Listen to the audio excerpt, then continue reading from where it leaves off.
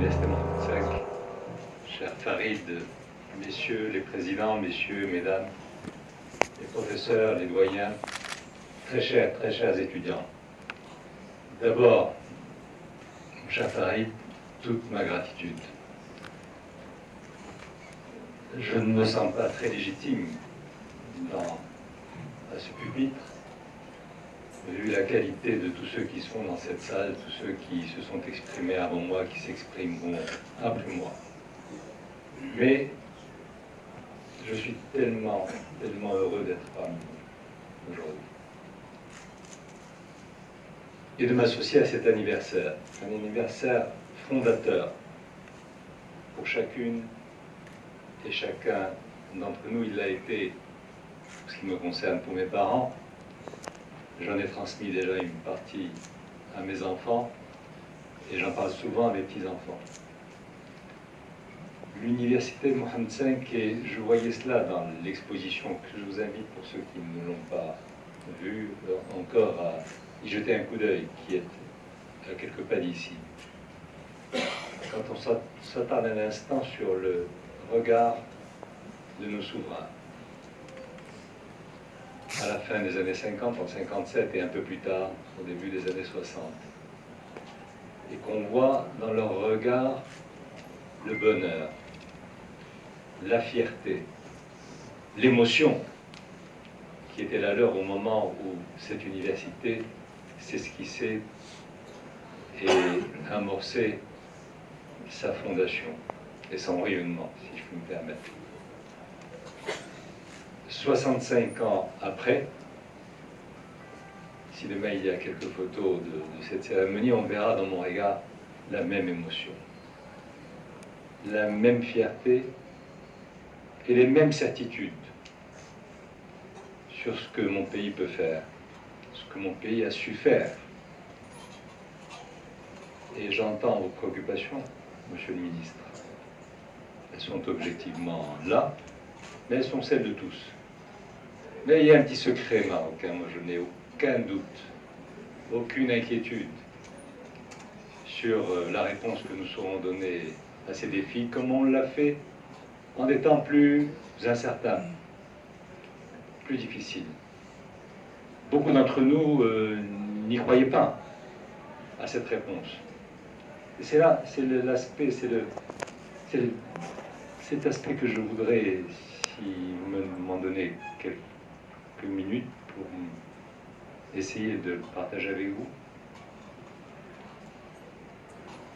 L'université Mohamed V n'a pas été simplement celle de toutes les performances que nous avons entendues tout à l'heure et celle des chiffres qui sont impressionnants, mais elle a joué un rôle historique central.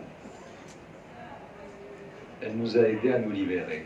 On avait libéré le territoire avant, mais il restait à libérer nos têtes. Nous étions dans l'immédiate période de la post-colonisation et nous étions en majorité aliénés, y compris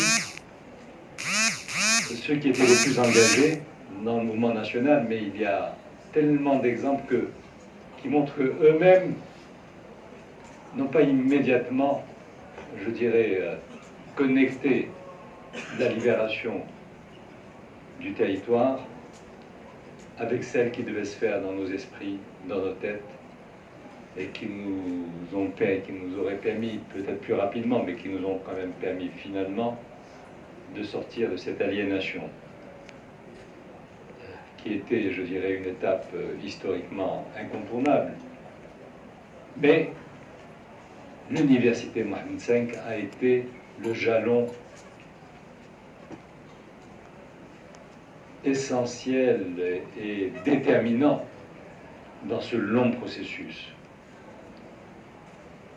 Et je crois que c'est cet héritage, moi, que je privilégie dans le parcours de notre université ici, celle qui était une université mère, on l'a dit, mais qui nous a construits même quand nous n'étions pas sur les bancs de cette université, parce qu'elle a irradié par ceux qu'elle a formés, par les messages qui ont été les siens, par l'excellence qui a été la sienne aussi, et qui reste la sienne, mais son rôle historique de cette libération intellectuelle, idéologique, politique, humaine, sociale, et pour ma part, mais je ne suis pas nécessairement légitime dans ces certitudes, mais me paraît central et absolument exceptionnel à tous égards. Alors c'est vrai, Monsieur le Ministre, qu'il y a là tous les défis. Tous les défis ne sont pas simplement les nôtres. Le numérique, le digital ou les différents déficits que les crises que nous venons de vivre ont montré, elles n'ont ni passeport ni frontières. Le monde entier est en train de se remettre à niveau, ou est en train de se préparer à vivre toutes ces révolutions additionnées. Et moi, encore une fois, je suis un Marocain optimiste. Mais si je puis me permettre à ajouter au constat objectif que vous avez fait, une petite requête. Une petite requête parce que, à l'âge qui est le mien, et avec le parcours que j'ai eu la chance de connaître, il y a cette fragilité ou un autre défi auquel nous sommes confrontés et auquel les sciences humaines, dont vous disiez qu'il fallait peut-être faire mieux et plus grand dans ce domaine, peuvent aujourd'hui, si nous leur donnons la place qui leur a été, comment dire, un peu diminuée ou un peu marginalisée, historiquement, y compris dans des disciplines sur lesquelles nous aurions dû, plutôt que les mettre entre parenthèses, nous investir et donner toute leur chance à nos chercheurs, à nos étudiants, à nos professeurs.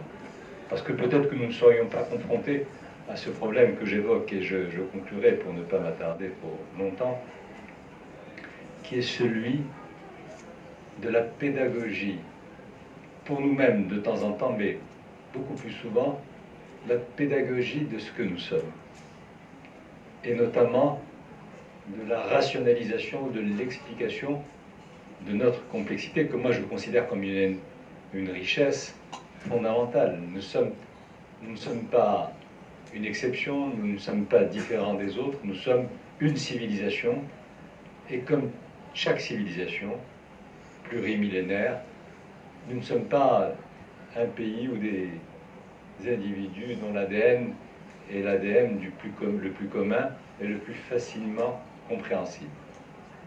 Nous, le Maroc, nous ne sommes pas toujours compris. Et notre complexité n'est pas décodée comme elle devrait l'être. Mais nous portons une part de responsabilité dans cet équivoque et dans cette incapacité que les observateurs extérieurs ou les décideurs extérieurs ou les commentateurs, les think tanks, les universités n'arrivent pas toujours à intégrer avec une approche, je dirais, ad minima neutre. Mais ce que je sais de mon pays, moi je dirais, dans cette approche qui serait aussi celle de la performance et de l'excellence. J'ai en face de moi, certes, là, je sais qu'il a fait beaucoup dans ce domaine et beaucoup d'autres, pour essayer d'avoir ce logiciel marocain qui dise aux autres ce qu'est notre marocanité. Parce qu'on ne s'inscrit pas, nous, dans le fil ou la tendance dominante dans ce que nous incarnons. Et alors, ça crée des problèmes. On perd du temps aussi à expliquer ce que nous sommes. Et l'actualité, à tous les niveaux, nous le dit chaque jour. Y compris quand nous sommes presque des champions du monde. Pour moi, la demi-finale, on avait déjà gagné bien avant. On a gagné, après la finale. Et quand j'ai vu l'analyse qui était faite par beaucoup d'autres, pas nécessairement hostile au départ, mais quand même sonné. Eux, ils avaient perdu parce qu'ils ne nous imaginaient pas gagnants, parce qu'ils ne nous connaissent pas, ou parce que nous n'avons pas l'effort de dire voilà ce que nous sommes. Donc cet exercice, si je puis me permettre, Monsieur le Président, mon cher Farid, il faut que cette réalité, l'Université Mohamed V, dans les départements qui en ont la science et l'expertise, nous aide à déconstruire ces phénomènes. Il nous aide à mettre en place le dispositif pédagogique, anthropologique, sociologique, historique, qui nous présente aux autres, parce que c'est le moment.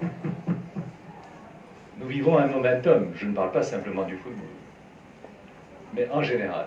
Ce qu'est la société marocaine aussi, dans la modernité de ces réalités sociales que nous construisons, nous confortons, nous consolidons, année après année. Là où tous les autres reculent. C'est pas parce qu'on a une baguette magique. C'est pas parce que nous sommes meilleurs que les autres. Mais peut-être que nous sommes un peu différents des autres. Tout autour de nous, sur l'essentiel, tellement de grands pays reculent. Tous les archaïsmes, toutes les régressions, celles qui sont de la vie au quotidien de chacun et de chacune d'entre eux. Il y a un recul en ligne chez nous, dans ces moments critiques. On ne recule pas, mais c'est pas assez. On avance. Et on a construit, on a refondé, on a installé. Et c'est pas simplement top-down, ça vient pas du haut. C'est bottom-up, je le dis souvent. Et on est dans cette période un peu magique, où il y a entre le haut et le bas, un plateau qui est de plus en plus large, sociologiquement, démographiquement, culturellement, territorialement. Il est là. Mais comme tous les momentum, c'est pas pour toujours. Si on n'a pas la capacité, c'est comme vous savez au volleyball, le ballon est sur le haut du filet. Si on ne rationalise pas maintenant, si on ne construit pas maintenant là-dessus, avec la réalité d'aujourd'hui, avec ce qu'était notre parcours toutes ces années, moi je suis optimiste, je l'ai dit tout à l'heure, mais quand même, trouvons les moyens et prenons la capacité de rationaliser, de nous donner des leviers qui vont permettre que ce momentum continue à s'élargir, continue à se construire et s'impose avec douceur aux autres. Et moi je suis sûr que les générations montantes qui sont ici, aussi dans cette salle, on va leur ouvrir une voie qui sera nécessairement plus ad minima compréhensive, peut-être plus éthiquement partenaire et à l'écoute que nous l'avons été nous-mêmes. Je m'excuse d'avoir été un peu long, mon cher Farid, mais je prends toujours le risque, quand je veux m'exprimer sans notes et sans papier, de dire ce que je ressens. Et je rappelle simplement d'un mot, le souvenir d'un très grand personnage. Vous avez constaté que je n'ai pas parlé des Saouira une seule fois. Mais un personnage qui a été un personnage central pour notre société et qui est un des premiers diplômés de cette université, qui est le professeur Haïm Zahplani. Il a été, je crois, l'historien, le sociologue, qui a été pionnier, audacieux, visionnaire dans beaucoup de ses travaux. C'était il y a longtemps. C'était il y a 60 ans, au moins. Et bien que ma gratitude que j'exprimais en arrivant à cette tribune soit celle de ma conclusion parce que vous lui avez donné ses chances. Et il est ce guide dont je disais qu'il faudrait qu'il y en ait des milliers aujourd'hui, parce qu'il a dit aux autres très vite ce qu'était notre société, dans sa diversité, dans la richesse de toutes ces diversités. Et il l'a fait au début des années 60. Ben aujourd'hui, peut-être qu'il y a beaucoup de Haïm Zafrani dans cette salle, et il y en aura demain, mais donnons-leur les moyens et la capacité d'expliquer aux autres et de s'exprimer, de laisser des travaux dont les générations montantes sauront s'inspirer. Merci. ما تنساوش تابوناو في لاشين وتاكتيفيو الجرس باش يوصلكم جديد فيديوهات بالبريس وتبارطاجيو مع صحابكم.